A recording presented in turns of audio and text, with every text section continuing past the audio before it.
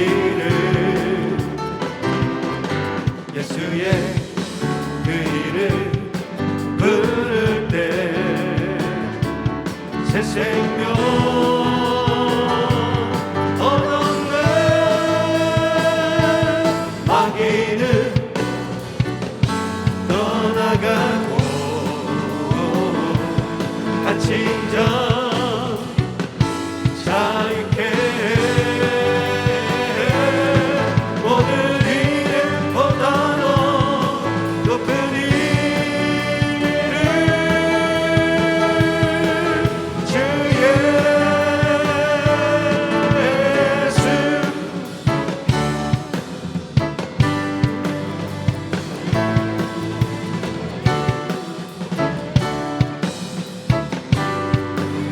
주의는 그 능력이 있도다. 주의는 그 능력이 있도다. 예리한 검처럼 예리한 검처럼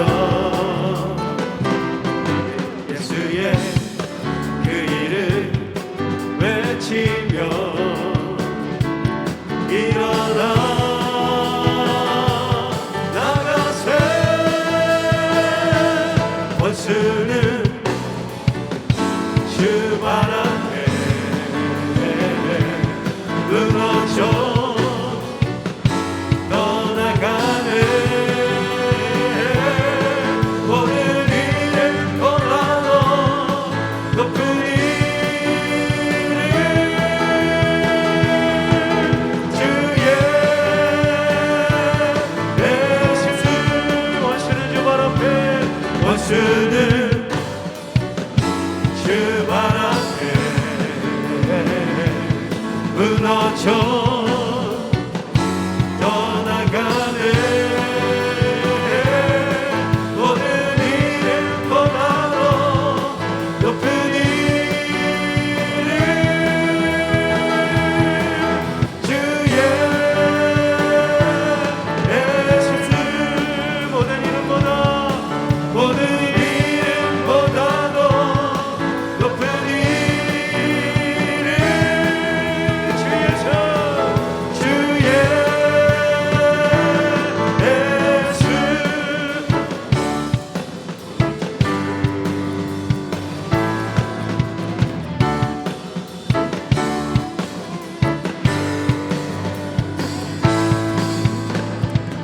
할렐루야. 우리 주님 앞에 큰 영광과 소리하며 원합니다.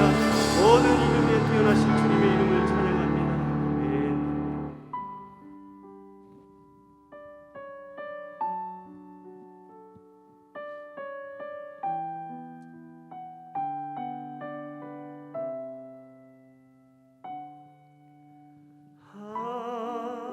하나님의 사랑 주님의 눈물 온 세상이 임하여 잃어버린 영혼 찾아 오신 주님 지금도 우리를 사랑해.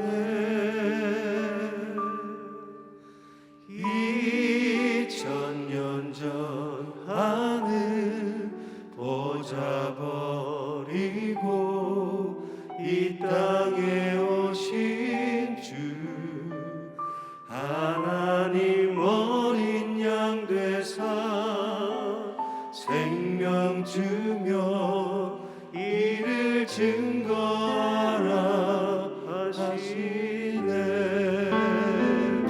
나는 믿네 거저받은 귀한 사랑 그 누가 대신하리요. 나의 생명 다할 때까지 그 사랑을 전하리라.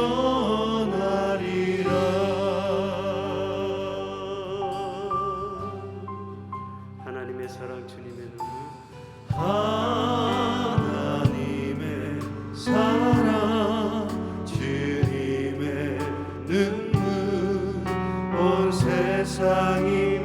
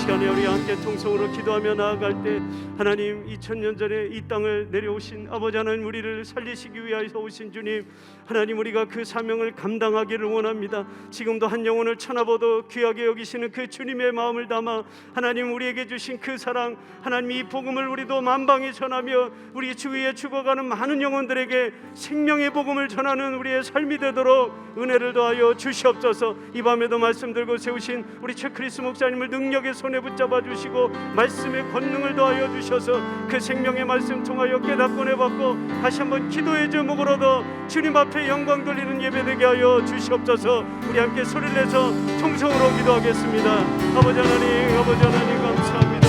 지금도 아버지 한 영혼이 주님 앞에 돌아오기를 원하시는 주님의 그 심정을 가지고 하나님, 오늘도 이 밤에 주님 앞에 모여 너희가 내 이름으로 두세 사람이 모인 곳에 내가 너희와 함께 하겠다 약속하심을 붙잡고 이 밤에도 기도하며 주님 앞에 나아갈 수 있도록 인도하시니 감사합니다. 주님 아버지, 우리에게 거저주신 사랑 하나님, 지금도 죽어가는 많은 영혼들에게 하나님 이 복음을 담당하기에 부족함이 없도록 성령 하나님 우리를 도우시고 역사하여 주시옵소서. 아버지 하나님, 그 사랑을 하나님 우리도 나눠주며 아버지 하나님 전하며 하나님 사명 감당하게 하여 주시옵소서. 이 밤에도 말씀 들고 세우신 하나님 우리 최 크리스 목사님을 능력의 손에 붙잡아 주시고 말씀의 기름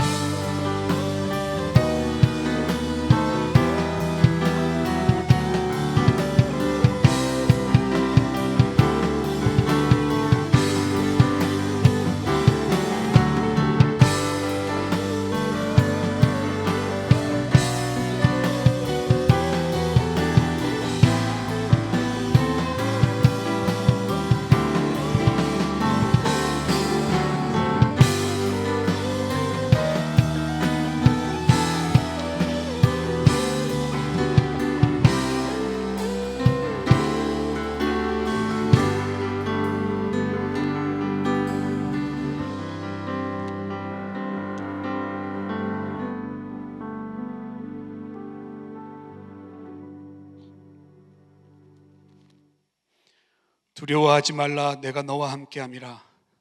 놀라지 말라, 나는 내 하나님 됨이라.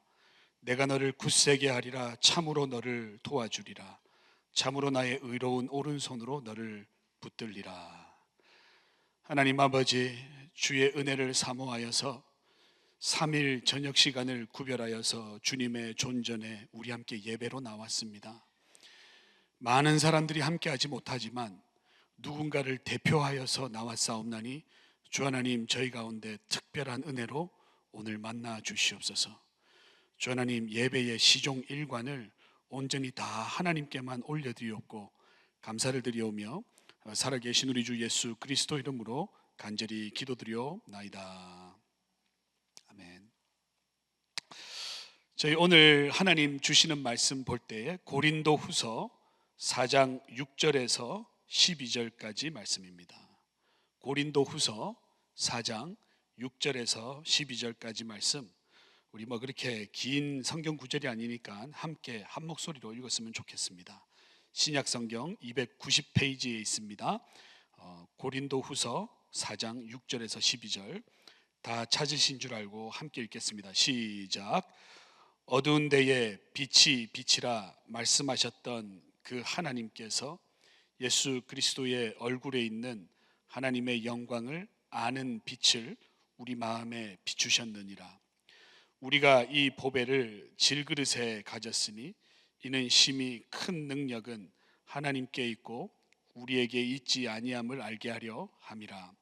우리가 사방으로 우여쌈을 당하여도 쌓이지 아니하며 답답한 일을 당하여도 낙심하지 아니하며 박해를 받아도 버림바 되지 아니하며 거꾸러뜨림을 당하여도 망하지 아니하고 우리가 항상 예수의 죽음을 몸에 짊어짐은 예수의 생명이 또한 우리 몸에 나타나게 하려 함이라.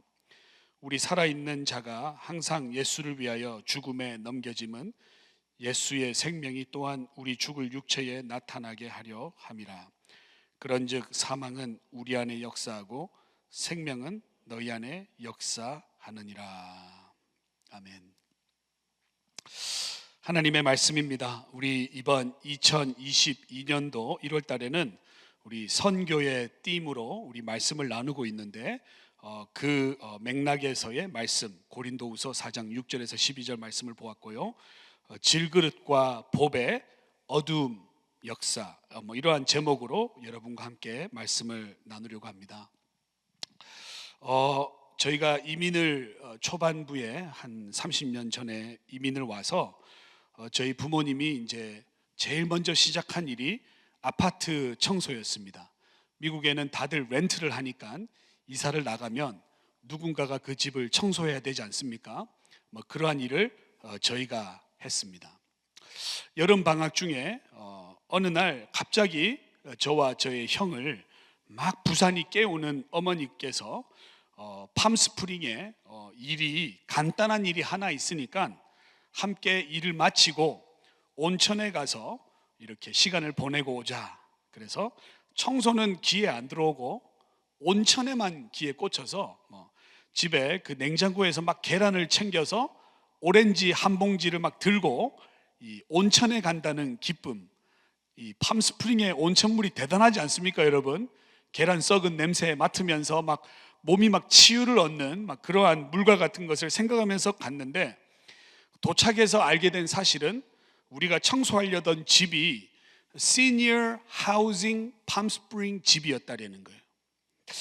그래서 한 노인이 살던 아파트를 청소하러 갔는데 알고 보니까 죽은 사람이 그 운구가 몸에 빠져나가고 집은 그대로 있는 집을 청소하게 된 것이었습니다. 식기구가 그대로 있고요, 옷가지라든지 가구가 그대로 있고 집은 그대로 있는데 이 사람만 빠져나간 거예요. 집 앞에 커머셜 쓰레기통 큰 게 있고 다 갖다 버리는 겁니다. 다 갖다 버리는 거예요. 근데 청소를 하려고 이렇게 마음을 먹었는데 갑자기 저희 형이 마음이 틀어지면서 아버지하고 막 싸우는 겁니다. 아버지한테, 아버지 우리 이러려고 데리고 왔냐? 우리가 하다 청소는 하겠는데 이제는 죽은 사람 집까지 청소하려느냐? 막 이러면서 아버지하고 큰형이 막 싸우는데 저희 아버지는 그냥 조용히 하고 일해라 막 이러면서 돈을 우리가 2배 반을 받았으니까 일을 해야 된다, 말아야 된다 막 이러면서 싸우고 있는데 저희 어머니는 보니까 막 눈물을 흘리면서 입을 꽉 깨물고 일하기 싫지만 억지로 일하고 있는데, 제가 문을 열고 들어갔는데 더 충격은 뭐냐면 침대가 완전히 꺼져버린 거예요. 이렇게 뚱뚱한 사람이 한 300파운드 되는 사람이 누워 있었던지 침대가 오래됐는데 스프링이 다 죽어가지고 그냥 침대가 이렇게 둥그렇게 내려앉은 그러한 침대였는데, 그 침대 옆에 아이스크림 통이 그냥 수북히 쌓여 있는 거예요. 그리고 그 사이로 보이는 게 에드빌, 타이레놀, 페인킬러가 거기에 있는 거예요. 그냥 서가지고 순간 이렇게 마음에 멍한 게 찾아왔습니다. 어떠한 사람이길래 마지막에 인생을 저렇게 싸구려 아이스크림을 부여잡고 계속 그걸 먹으면서 그냥 타이레놀만 먹으면서 죽음을 맞이했을까? 그 누워있는 사람의 온기가 느껴지면서 그 젊은 나이, 어린 나이에 정말 저도 많이 마음이 슬펐던 기억이 납니다. 그러면서 청소하다가 저희 어머니가 저희 형한테 등을 막 때리면서 야, 너도 늙어봐라. 사람이 다 늙고 죽는 것이 당연한 인간지사인데 청소하다 보면 이런 집도 만나고 저런 집도 만나고 어떻게 늘 좋은 집만 청소할 수 있냐? 사람이 왔다가 가는데 우리는 그냥 청소하는 사람인데 누구를 청소하든지 우리가 선택을 할 수가 있냐? 그러면서 늙은 부모를 모시는 마음으로 청소해야지, 그래야지, 누군가는 청소해야지 이 집은 다른 사람이 쓸 수 있지 않겠냐? 그러면서 조용히 일하라고. 그래서 그날 저희는 몇 시간을 일을 하고 아무도 말을 하지 않았어요. 온천이고 뭐고 그냥 집에 가자. 집에 오는 길에 다 먼 산을 보면서 이렇게 이민 생활이 이렇게 어려운 건가? 그러면서 집에 오는데 저는 그때 저의 마음에 생긴 것은 뭐냐면 그 엄마가 한 얘기, 누군가는 이 일을 해야지 아니면 누가 하겠냐, 그 얘기가 저의 마음에 계속 맴돌았던 그러한 기억이 납니다. 여러분, 사도 바울의 사역은 너무 중요합니다. 13편의 설신 크리스탈로지라고 하는 기독론을 정확하게 가르쳐주고 있는데, 이 크리스탈로지의 신학에 있어서 사도 바울이 확립한 것은 뭐냐? 바로 빛의 신학이다라는 겁니다. 빛의 신학. 여러분, 정오에 이 내려찌는 태양이 얼마나 뜨거운 줄 아십니까? 이 캘리포니아에서도 이 햇볕이 타오를 때 얼마나 이글이글 타오릅니까? 막 110도씩 올라갈 때 그 온도 앞에서 열이 얼마나 대단합니까? 이 지중해의 정오의 태양은 만만치 않게 뜨겁지만 엄청 밝은 겁니다. 여러분, 정오의 태양 앞에 눈을 뜨고 한번 태양을 한번 쳐다보려고 한번 눈을 떠 보십시오. 눈에 이렇게 실루엣이 남아가지고 오랫동안 뻘겋게 아무것도 안 보입니다. 태양을 볼 수가 없어요. 그것처럼 이 생명력이 엄청난 밝음의 역사가 빛을 통해서 오는 겁니다. 그런데 잘 생각해 보면 사도 바울이 경험한 게 뭐냐? 빛으로 오신 주님을 경험했다는 겁니다. 사도 바울은 무엇을 경험했느냐? 바로 빛으로 찾아오신 주님을 경험했다 이거예요. 여러분, 처음 창조의 빛은 어두움을 몰아내고 사물을 보게 하는 빛으로 하나님이 우리 가운데 만나 주셨습니다. 이 바울의 영혼에 비친 빛은 뭐냐?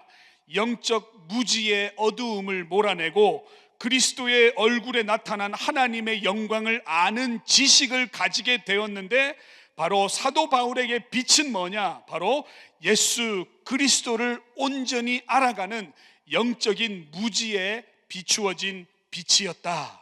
그래서 그리스도를 통해서 계시된 복음에 대한 온전한 지식, 이 지식을 소유한 자는 그리스도의 얼굴에 하나님의 영광이 드러나는 것을 알게 되었다라는 것입니다. 우리가 왜 얼굴을 구합니까? 주님, 우리가 주의 얼굴을 구합니다. 하나님의 얼굴을 구합니다. 왜 얼굴을 구하느냐? 거기에 하나님의 온전한 충만한 영광이 쌓여져 있기 때문에 우리는 하나님의 얼굴을 구하는 것입니다. 오늘 읽었던 성경에서 고린도후서 4장 6절을 보니까 질그릇이라고 설명이 되어 있습니다. 여러분, 성경을 볼 때에 이러한 이미지가 강하게 떠올라야 돼요. 왜냐? 여러분, 진귀한 보물과 보화가 있는데 이 그릇이 여러 그릇이 있다라는 거예요. 그때에도 고귀한 그릇들이 있는데 집에 여러 종류의 그릇이 있는데 왜 해필이면 질그릇일까? 이 여러분, AD 50년경에 쓰여진 이 고린도 후서에서 나오는 이 그릇은, 질그릇은 열 처리도 제대로 안 돼가지고 연약한 그릇으로 조금만 잘못 부딪히면 금방 깨어져 버리는 게 질그릇이다 이거예요. 그러면서 이 그릇과 금은 보화와 극대화로 완전히 양극의 반대가 이 상충하면서 우리한테 비춰지고 있는데, 하나님의 영광이 어디에 감추어져 있느냐? 우리와 같은 질그릇에 감추어져 있다. 이 엄청난 패러독스입니다. 여러분, 하나님의 그 놀라운 영광이 우리와 같이 부딪히면 깨지고 연약하고 형편없는 질그릇에 담겨 있다라고 이야기하면서 그 보배가, 그 내용물이 뭐냐? 바로 주의 영광이요 진리요 복음이요 그리스도의 영광의 복음의 광채가 예수 그리스도의 얼굴에 있는 하나님의 영광을 아는 그 빛이 담겨 있다라고 오늘 성경이 말하고 있다라는 겁니다. 우리는 처음에 예수 그리스도를 믿으면 실력을 가지고 경쟁력을 가지고 세상에서 복 받으면서 떵떵거리면서 잘 사는 줄 알았어요. 어떠한 아이디어가 깔려 있는 것이 팽배한데 성경을 아무리 읽어보아도 설명이 지배적이거나 핵심이지 않습니다. 그 내용은 뭐냐? 예수 그리스도의 영광을 드러내기 위해서 우리는 질그릇과 같이 깨어져야 합니다. 우리는 그 깨어지는 이치를 이해할 때에 예수 그리스도만이 드러나는 인생이 됩니다. 오늘 여러분은 연약하고 부족하고 미약한 인생을 살아가고 있습니까? 그러면서 그리스도인의 정체성에 대한 질문을 하게 됩니다. 사도 바울은요, 성자가 되고 주님을 따르겠다고 한 제자가 되고 난 이후에 하루도 편안한 날이 없었어요. 좋은 일을 경험하겠다고 매일 그렇게 질문하며 살아가는 인생으로서 정말 그의 인생을 그가 뭐라고 표현하느냐, 산 소망이 끊어진 것 같습니다. 사형 선고를 받은 것 같습니다. 저의 인생은 극도로 그렇게 부름받은 것 같습니다라고 사도 바울이 자기의 입으로 고백합니다.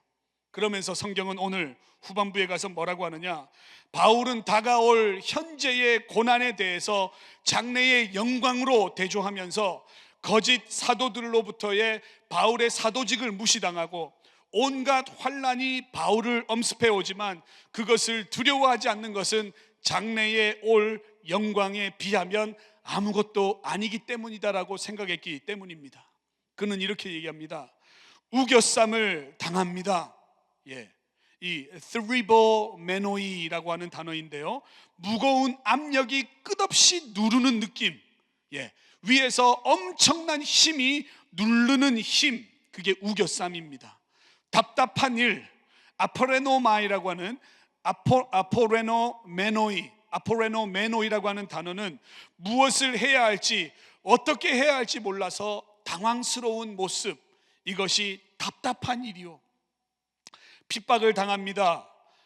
디오코라고 해서 도망가도록 만드는 극심한 박해, 그러면서 거꾸러뜨림, 이 가장 낮은 곳에 던져지는 느낌, 그러면서 질그릇을 얘기할 때 내가 왜 질그릇이냐, 나의 인생을 보니까 위에서부터 엄청나게 압박이 누르고 있습니다. 인생을 살아가는데 답답한 일이 계속해서 나를 찾아옵니다. 핍박이 계속해서 옵니다. 거꾸러뜨림을 당합니다. 그러면서 사도 바울은 핵심적인 얘기를 우리한테 던지는데, 우리 다 같이 한번 12절 말씀을 함께 있습니다. 시작. 그런즉 사망은 우리 안에 역사하고 생명은 너희 안에 역사하느니라. 이 놀라운 말씀이에요. 성경에 이런 말씀이 감추어져 있다. 여러분, 이게 무슨 말씀입니까? 이 말씀을 가지고 한 일주일 동안 묵상 한번 해보십시오. 이 말씀이 뭘까? 이 선교 주일 수요 예배에 여러분에게 던지는 메시지가 뭐냐? 사망은 우리 안에 역사하고 생명은 그들 안에 역사한다.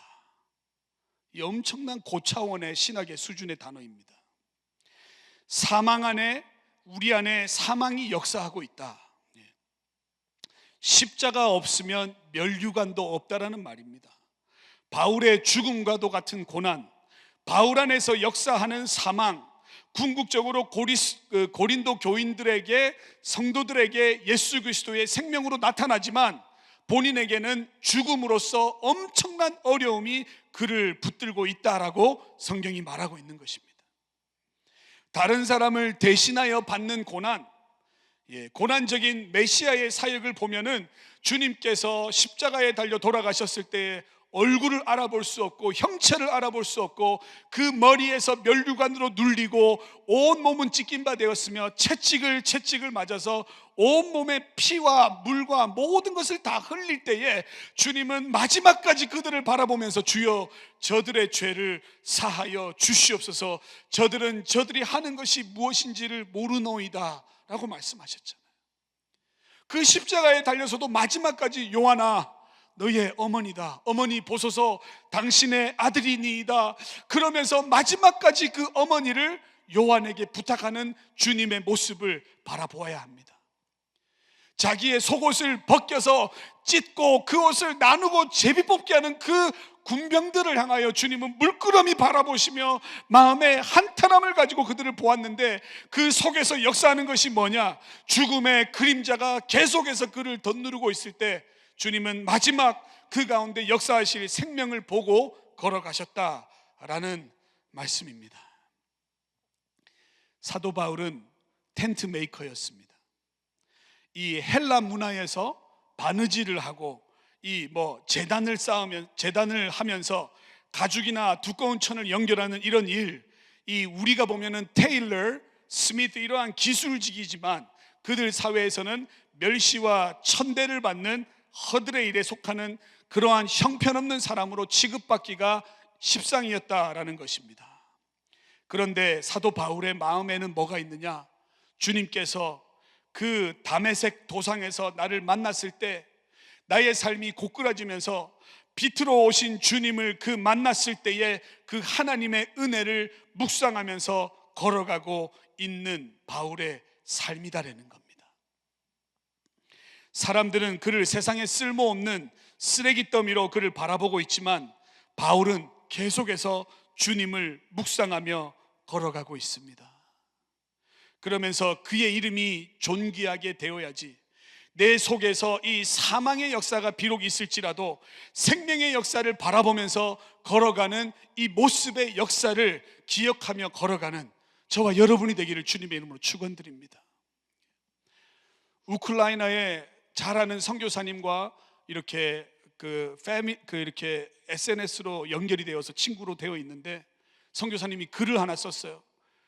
한국에서 나와 있는 모든 엠베서더, 한국에서 나와 있는 중요한 사람들이 다 철수하면서 들어가고 있습니다.